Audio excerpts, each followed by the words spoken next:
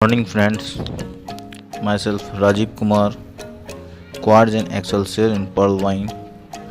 आज मैं आपको अपना 5th रूल बताने जा रहा हूँ।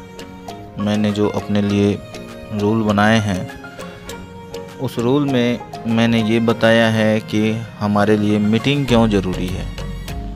हम नेटवर्क मार्केटिंग ज्वाइन करते हैं एक्स्ट्रा इनकम करने के लिए। इसका मेरे व्यक्तिगत कार्य पर कोई प्रभाव नहीं पड़ता है।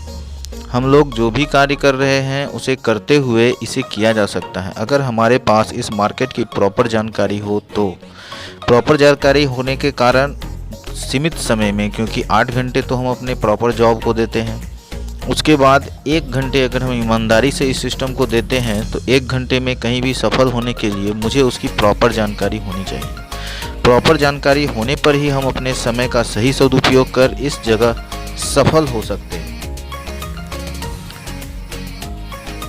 दोस्तों, पहले मैं कुछ सच बताना चाहूँगा।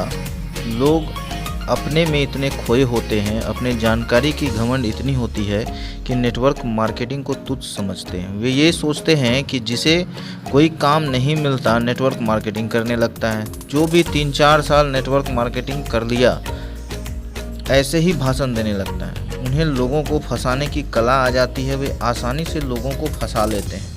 बहुत सारे लोग 10 साल 15 साल से नेटवर्क मार्केटिंग कर रहे हैं लेकिन हासिल कुछ भी नहीं किया है। आप बिल्कुल सच समझते हैं, क्योंकि लोग करते ही ऐसा है। सभी 10 कंपनियों में तो काम कर लिया, 10 कंपनी में आईडी लगा ली, लेकिन नेटवर्क मार्केटिंग के बारे में बहुत कुछ जानते हुए भी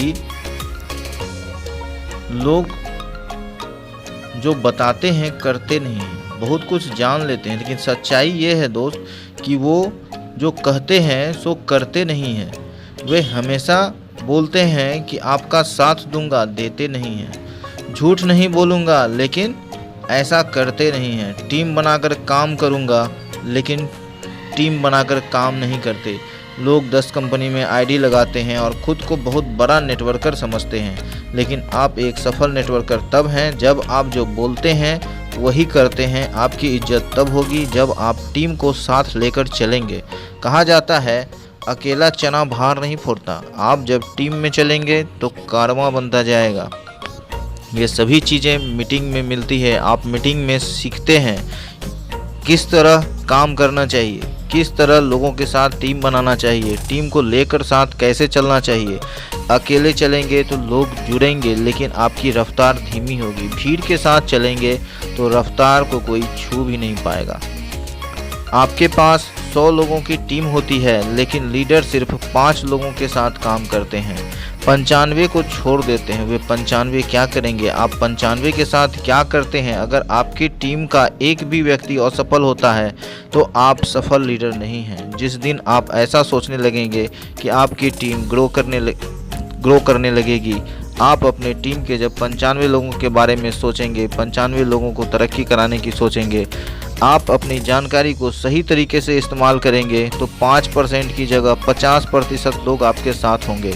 मैं उन 95% लोगों के लिए भी कहना चाहूँगा कि उनकी भी गलतियाँ होती हैं। वे सीनियर को सपोर्ट नहीं करते, हार जल्दी मान जाते हैं। सफल होने के लिए आपको रोज़ सीखने की ज़रूरत होती है। एक सीनियर ही आपको सही दिशा दे सकता है, वो आपका इकलौता शुभचिंतक होता है। सीनियर सिर्फ जानकारी के अभाव में गलती करते हैं और आप जानकारी लेना ही नहीं चाहते तो आप आगे कैसे बढ़ेंगे? सही बात यह है कि सीखना होता क्या है हम जानते ही नहीं। सीखना क्या है हम जानते ही नहीं। हम सीखते तो हैं लेकिन फिर भी नहीं सीखे होते। मैं महाभारत की एक वाकया सुनाता हूँ, शायद मैं जो कहना चाहता हूँ वो स्पष्ट हो सके। एक बार की बात है, द्रोणाचार्य अपने सारे शिष्यों को बुलाया और उनसे कहा कि मैं 15 दिन के लिए बाहर जा रहा हूँ और उन लोगों को 15 दिन के लिए कुछ कार्य दे देते हैं। सभी को कार्य मिलने के बाद वो वहाँ से चले जाते हैं। 15 दिन के बाद जब लौट कर आते हैं तो सभी से सभी के कार्य के बारे में पूछते हैं। सभी अपने अपने कार्यों के बारे में बताता है, वो सभी को सुनते हैं, लेकिन युधिष्ठिर एक कोने में खड़ा रहता है। वो उसे खड़ा देखकर चिंतित हो जाते हैं। वो उसे बुलाते हैं, बोलते हैं क्या बात है, आपको जो मैंने कार्य दिया था वो क्या हुआ, 15 दिन तक आपने क्या किया। तो युधिष्ठिर नम्र भाव से बोलते हैं गुरुजी, मैंने आपका होमवर्क नहीं किया, मैंने आपका दिया हुआ कार्य पूरा नहीं कर सका। गुरुजी को गुस्सा आ जाता है क्योंकि सारे भाई उस पर हंसने लगते हैं। वो कार्य नहीं किया होता है, उसके जितने भी भाई हैं सब लोग उस पर हंस रहे होते हैं। गुरुजी को यह देखकर गुस्सा आता है कि सबसे बड़ा भाई होते हुए भी इन्होंने उनके द्वारा दिया हुआ कार्य नहीं किया। वो उस पर बहुत गुस्सा होते हैं, बहुत उसे भला बुरा कहते हैं सबसे बड़े भाई हो, आप काम नहीं करोगे तो आपके जूनियर कैसे करेंगे, आपके छोटे भाई कैसे करेंगे। जब वो बहुत कुछ बोल लिए होते हैं तब भी युधिष्ठिर यूं ही खड़ा रहता है और उसे कोई पछतावा नहीं होता। यह देखकर गुरुजी का क्रोध और बढ़ जाता है, लेकिन फिर वो सोच में पड़ जाते हैं ऐसी क्या बात है जो इसने कार्य नहीं किया, ये क्या कर रहा था, ये 15 दिन से क्या कर रहा था जो मेरे कार्य को नहीं किया। तब वो उसे बुलाते हैं और उसे पूछते हैं कि आपने क्या किया, 15 दिन किया क्या, हमें ये बताओ। तब उसने कहा कि गुरुजी, मुझे एक वाक्य करने में 15 दिन लग गया। गुरुजी को आश्चर्य हुआ कि एक वाक्य करने में उसे 15 दिन लग गया। तब उसने बोला जी गुरुजी, मुझे एक वाक्य पूरा करने में 15 दिन लग गया। वो वाक्य क्या था, मुझे अपने गुस्से पर काबू पाने में, मुझे अपने गुस्से पर काबू पाने में 15 दिन लग गया। एक गुरुजी सब समझ गए, जिस चीज पर गुरुजी खुद काबू नहीं कर पाए उनके शिष्य ने 15 दिन में कर लिया। कहने का तात्पर्य यह है कि हम सुनते बहुत कुछ हैं, हम जानते भी बहुत कुछ हैं, करते कितना है। जिस दिन अपने जानकारी को अपने आदत में शामिल कर देंगे उस दिन से हम सफल होना शुरू कर देंगे। मीटिंग इसलिए होती है कि आपको जो जानकारी दी जाती है उसे आप अपने आदत में शामिल कर लें। सारे सवाल के जवाब आप 1000 बार सुनते हैं, लेकिन जब तक वो जवाब आप दूसरे को नहीं देने लगते वो आपका नहीं हो सकता। मीटिंग में आपके आने से ही आपकी टीम भी आएगी। आप जो आदत खुद में लगाएंगे वही आदत आपके टीम की बनेगी। बिना कुछ सिखाए आपके इस आदत के कारण आपकी टीम बहुत कुछ सीख जाएगी। अगर आपको सफल होना है तो सारे रूल्स को अपनाकर फॉलो करना होगा, तो आपकी टीम भी फॉलो करेगी। आखिर सफलता किसे अच्छी नहीं लगती।